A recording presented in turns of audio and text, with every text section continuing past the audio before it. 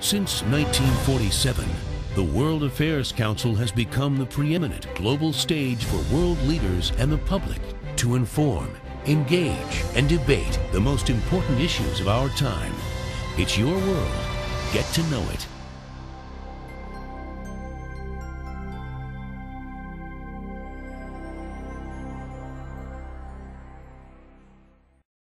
As Congressman Bereuter said, I am just published a book, and the book is about essentially how the United States has handled the ends of its wars. Everybody knows that the Iraq War was not particularly planned well in terms of its aftermath, that we get to Baghdad and figure out, like Robert Redford and the candidate, sort of, what do we do now?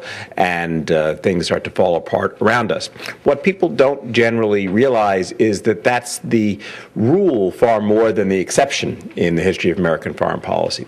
And that, in fact, the ends of most of our wars have been relatively unplanned, relatively chaotic experiences, which would have benefited from a great deal more forethought. What I'm going to do briefly is talk a little bit about the general question of war ending and how we approach it, but then also say a little bit about the broader pattern of American policy and grand strategy that revealed itself to me as I was writing it, and I think actually has some very interesting applications to the situation we find ourselves in Afghanistan today, actually, which is a very tough nut to crack.